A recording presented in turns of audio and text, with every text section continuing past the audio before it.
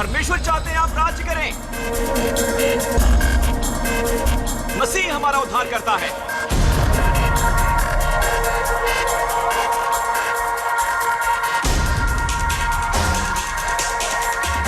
परमेश्वर धर्मी है पापियों को धर्मी बनाने के लिए।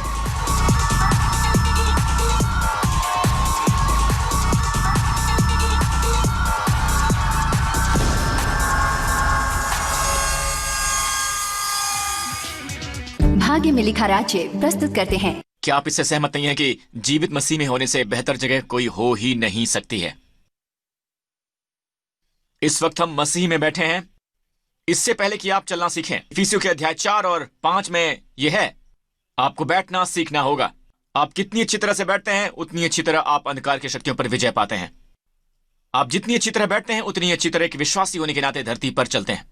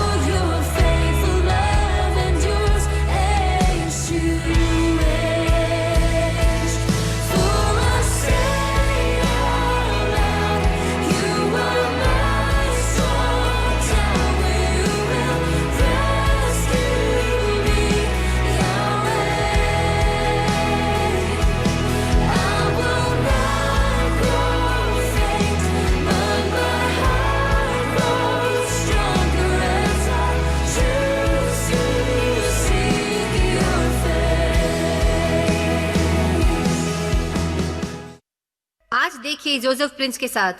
लूका अध्याय 14। यीशु ने यह दृष्टांत साझा किया क्योंकि उनमें से किसी एक ने, जो उसके साथ मेज पर बैठे थे, चिल्लाकर कहा। जब यीशु ने यह बातें सुनी, उसने उससे कहा, धन्य है वो जो परमेश्वर के राज्य में रोटी खाएगा। तो किसी ने कहा, वो धन्य है जो परमेश्वर के राज्य में रोटी खाएगा। जी हाँ। तब उसने उससे कहा, एक मनुष्य ने बड़ी जेवनार की, जी हाँ, बहुत बड़ी दावत की, जैसे कि एक चाइनीज दावत। बड़ी दावत 10 व्यंजनों वाली नहीं होती है या 30 व्यंजनों वाली। बहुत बड़ी दावत बहुत बढ़िया और बड़ी दावत होती है। आप जो भी चाहते हैं वो वहां मिल जाता है। एक बड़ी दावत बहुत ही बड़ी चीज होती है दोस्तों। आमीन। और उसने नौकर को भेजा। उसने कहा, किसी मनुष्य ने बड़ी जेवनार की और बहुतों को बुलाया। कितनों को बुलाया? कुछ को नहीं, बहुतों को। और अपने दास को भेजा। दास का मतलब है पवित्र आत्मा। आमीन। उसने अपने दास को भेजा। जब भोजन तैयार हो गया और अपने दास के हाथ निवतहारियों को कहला भेजा कि आओ, सब भोजन तैयार है, आ जाओ। तो अब सारी चीजें तैयार हैं। परमेश्वर ने इजराइल से कहा था, मैं तुम्हें ऐसे देश में ले जाऊंगा जहां तुम दाख की बारियों और जलपाई के वृक्षों से खा के तृप्त होगे जो तुमने नहीं लगाए हैं। उन कुओं से पानी पियोगे जो तुमने बिल्कुल भी लगाए नहीं हैं। सारी चीजें तैयार हैं। आमीन। पुरुषों की प्रतिक्रियाएं कैसे होंगी? अगला वचन देखिए। वो सब के सब क्षमा मांगने लग गए।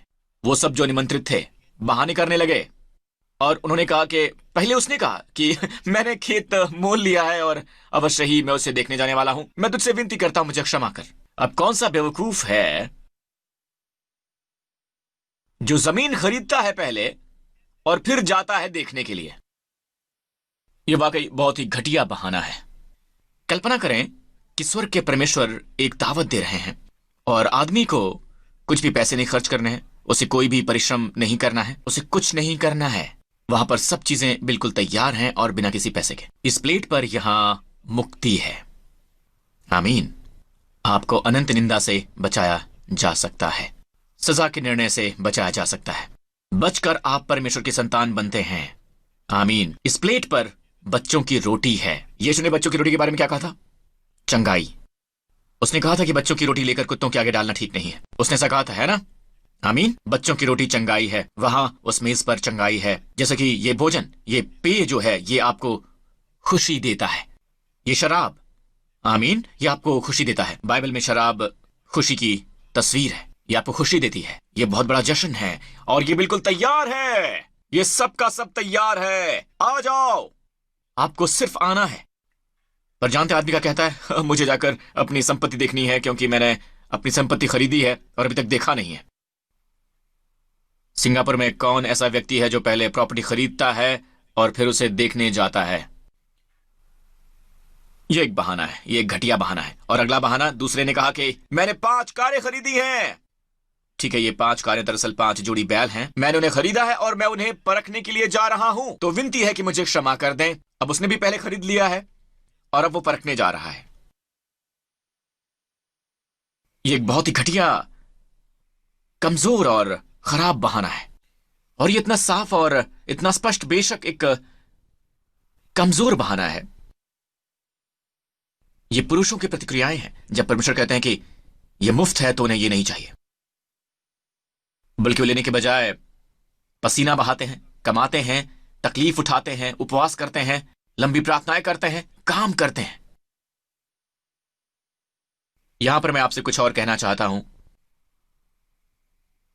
शायद ऐसे लोग हैं जो, हो सकता है कि आपने उन्हें सुना है या नहीं सुना है, लेकिन ऐसे लोग हैं जो आपको बताएंगे कि आप भजन संहिता 91 का बयान कैसे करते हैं। जो परम प्रधान के छाए हुए स्थान पर बैठा रहे। परम प्रधान के स्थान पर, यह वचन दिखाइए, जो परम प्रधान के छाए हुए स्थान पर बैठा रहे। यह एक गुप्त स्थान है। और यह गुप्त स्थान होता क्या है?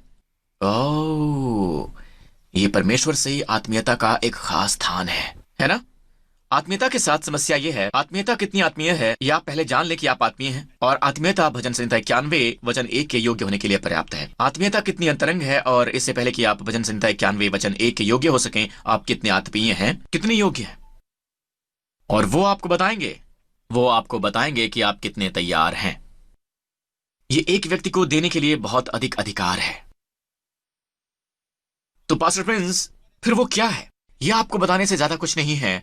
वैसे ये शब्द जो बैठा है, याशाव, ये सबसे पहले इब्री में नजर आता है। यह याशाव इब्री में देखिए, इन्हें रेखाओं में लिखित दिखाइए। याशाव दिखाइए ना, इब्री में वो इसे ऐसे ही कहते हैं, याशाव।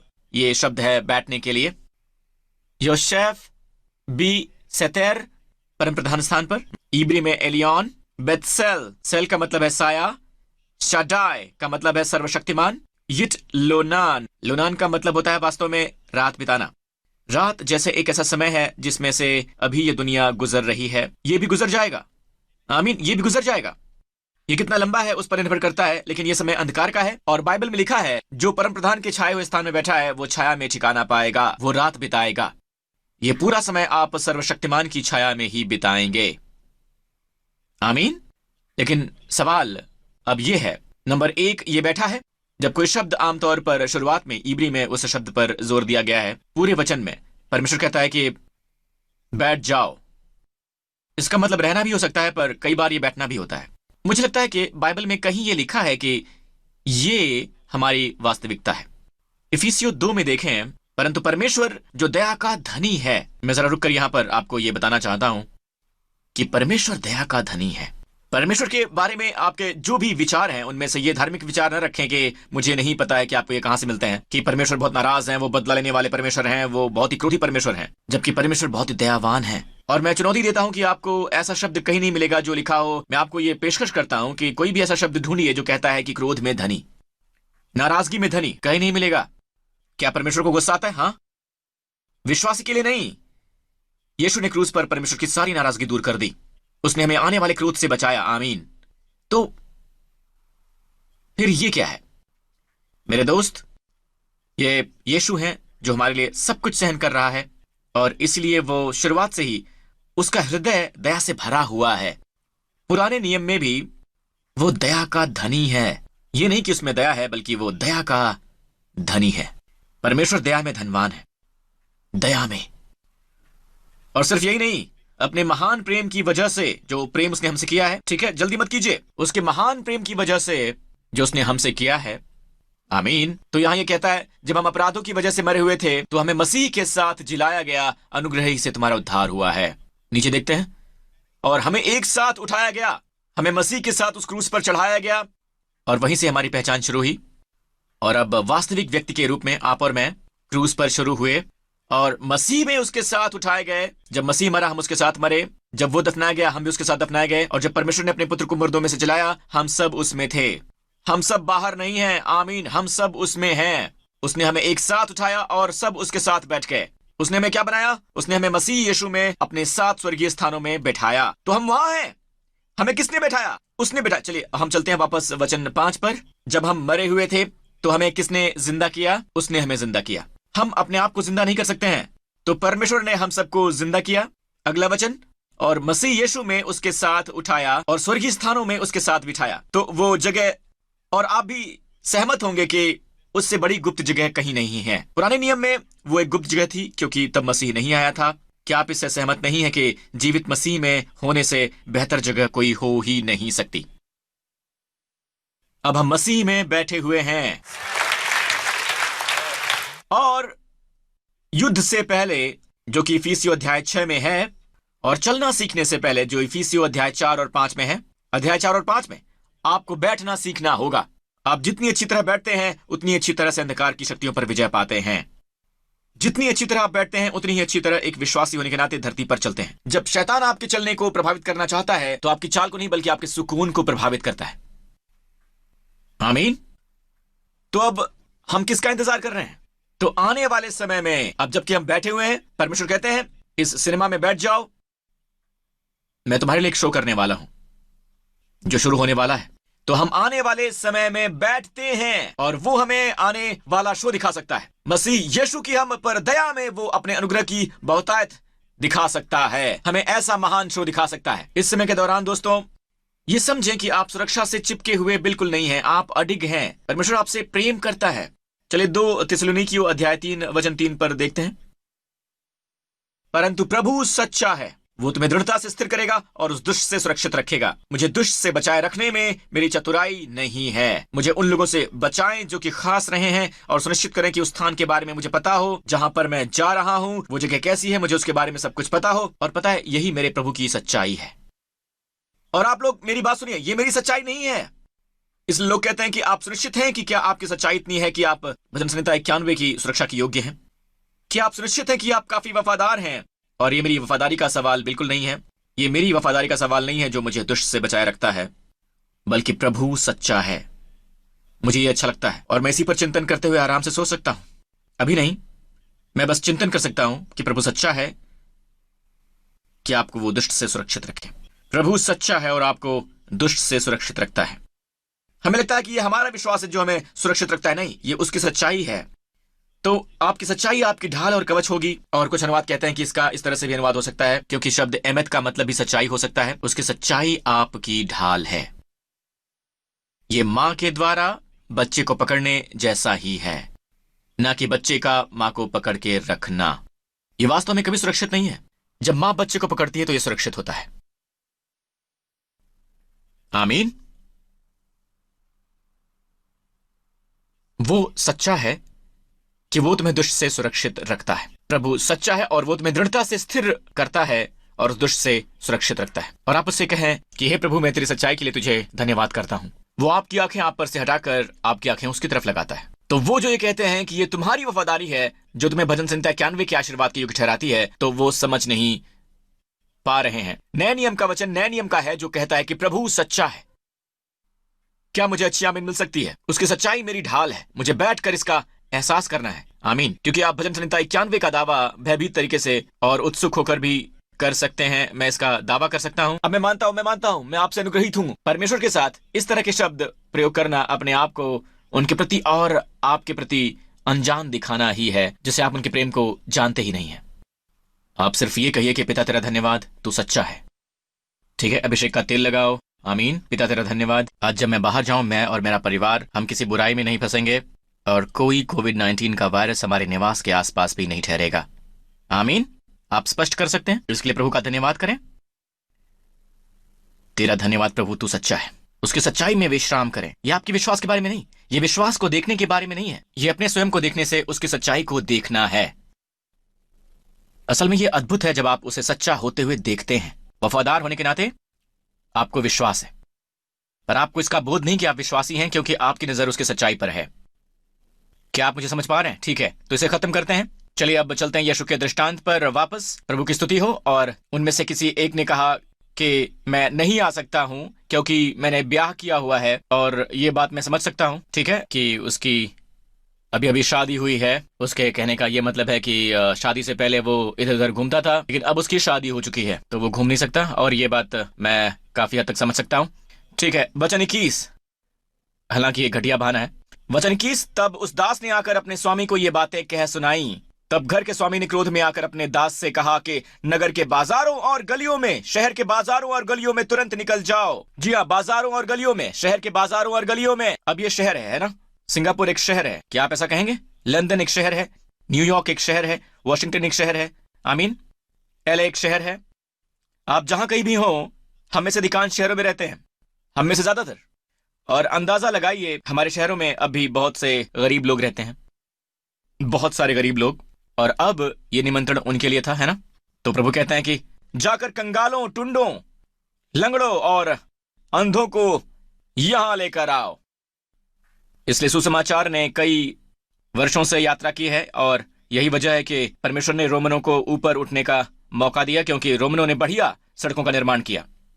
और फिर रोमनों के बाद सुसमाचार आया। क्या आपने ध्यान दिया? ठीक है, तो परमेश्वर जानते हैं कि आप यीशु मसीह के सुसमाचार का प्रचार कैसे करते हैं। और अब तो इंटरनेट और हमारा सोशल मीडिया और सब कुछ सुसमाचार को वहां तक पहुंचाने का एक अहम हिस्सा है।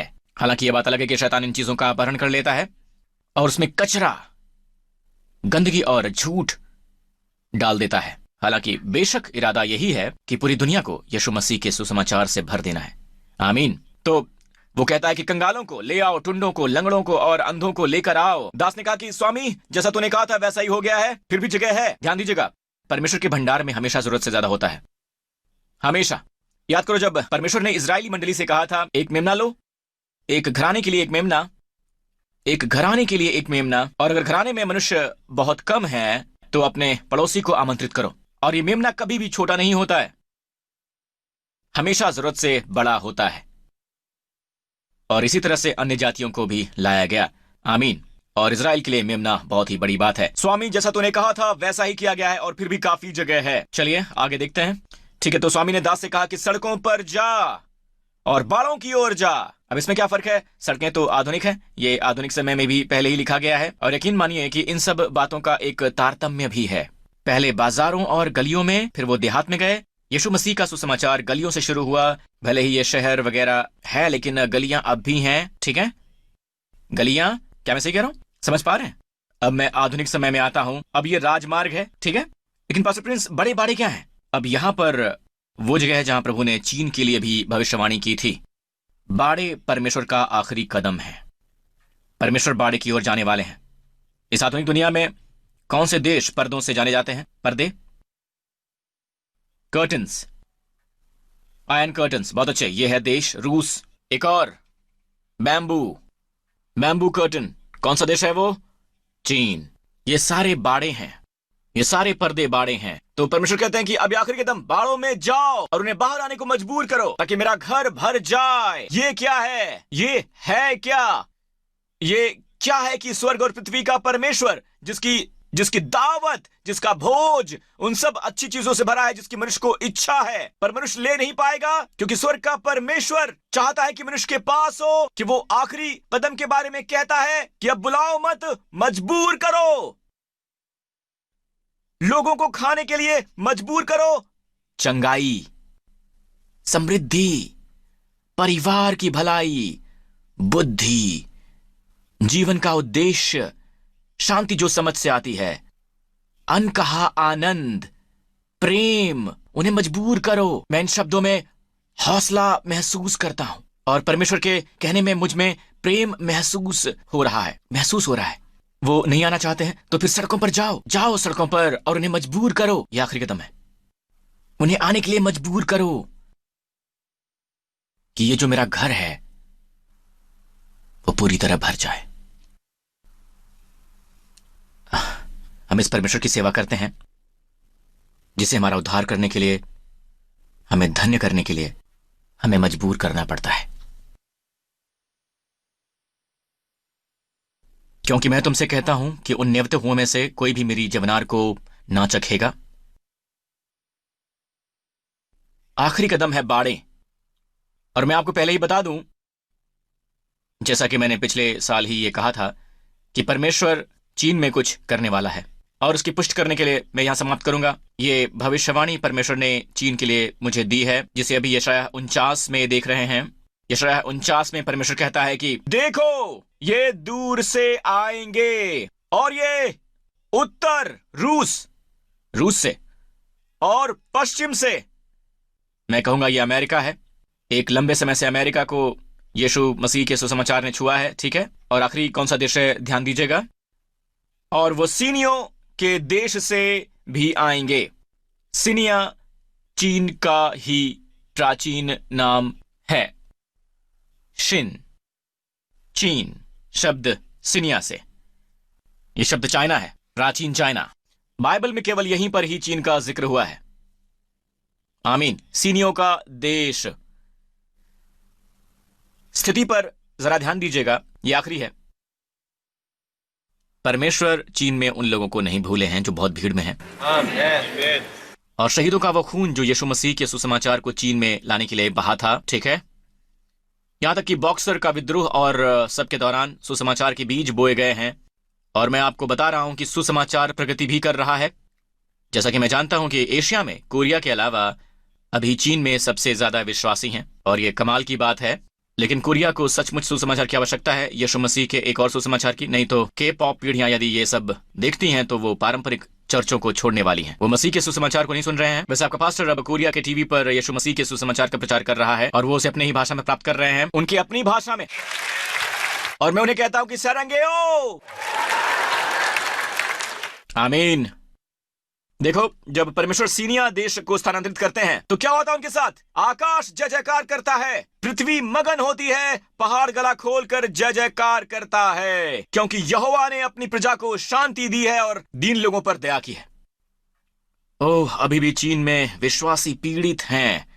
आमीन। वो वहां पर हैं और वो महसूस कर रहे हैं कि कब तक प्रभु और परमेश्वर कहते हैं कि बस थोड़ी देर और, मैं जगह बदलने वाला हूं। और जब मैं ऐसा करता हूं तो आकाश पृथ्वी जय जयकार करती है। परमेश्वर अपने पीड़ितों पर दया करेंगे, वो अपने लोगों को आराम देंगे और उन पर दया करेंगे। वो इब्री में रखाम मतलब पीड़ितों पर दया करेंगे, जैसे एक माँ बच्चे से प्यार करती है। एक बच्चा जिसे बहुत प्यार किया जाता है। खाम है उसकी कोख जिसके बारे में आइडिया है, उसकी प्रेम की कोख, उसके प्रेम की कोख। ये बिल्कुल दया की ही तरह है अपने लोगों पर। अब बस एक खास वचन और फिर हम समाप्त करेंगे। वचन 17 की ओर देखिए। मुझे लगता है कि आप कर सकते हैं। बेशक इसका पहला इस्तेमाल अंतिम समय है। आमीन। मैं आपको दिखाने जा रहा हूं कि परमेश्वर मुझसे क्या कह रहा है कि मैं चीन को ये बताऊं। मैं उन्हें बताऊं कि तेरे लड़के फुर्ती से आ रहे हैं, और तेरे उजाड़ने वाले कोविड-19 और खंडहर बनाने वाले और उजाड़ने वाले तेरे बीच से ही निकलते जा रहे हैं, तेरे बीच से निकलते जा रहे हैं। परमेश्वर कितने महान हैं। तो दोस्तों, खाना लग गया है और सबसे बड़ी दावत आपकी हो सकती है, और सबसे बड़ी प्लेट जो बिल्कुल वहां आप देख सकते हैं वो है मुक्ति, पापों से माफी, फिर से जन्म लेना। सब जो होता है वो सिर्फ आपके बैठने से ही मुक्ति होती है। तुम्हारे बैठने से ही सबसे महान आशीर्वाद हो जाती है। सिर्फ बैठना है, तुम्हें सिर्फ बैठना है। मतलब है कि आपको प्रार्थना नहीं करना है कि प्रभु मुझे बचाओ, मुझे बचाओ, मुझे बचाओ, कृपया मुझे बचाओ, मुझे मेरे पापों से बचाओ, प्रभु मुझे बचाओ। नहीं नहीं, ये बैठना बिल्कुल नहीं है। ये मजदूरी करना होता है, वो संघर्ष करना है। बैठने का मतलब है पिता तेरा धन्यवाद कि तूने यीशु मसीह को मेरा उद्धारकर्ता और प्रभु होने के लिए दिया है।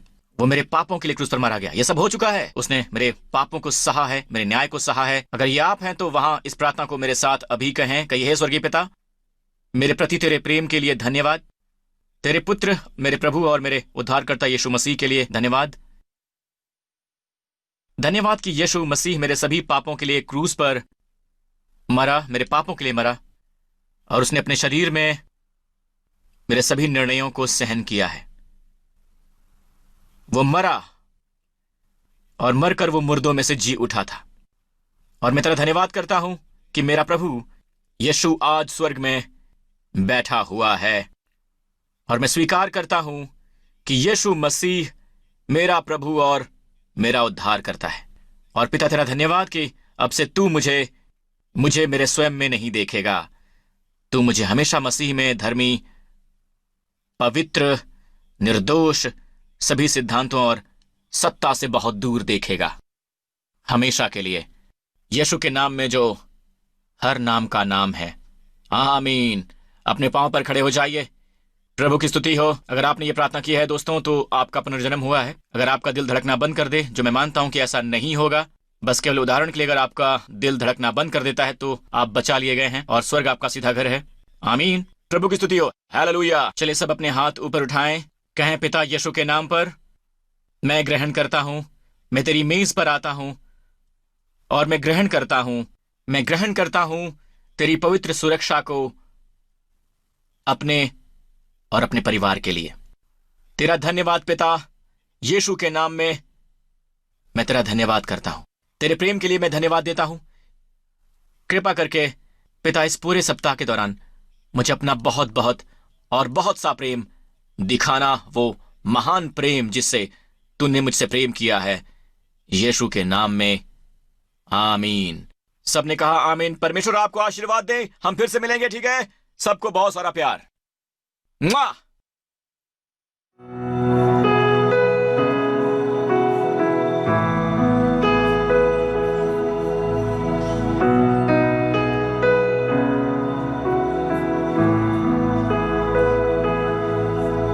I call upon your name, you deliver me from harm.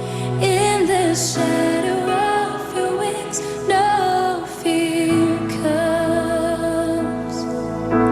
I turn to you alone, Jesus, you're my guiding light. In the presence of your love, I will abide.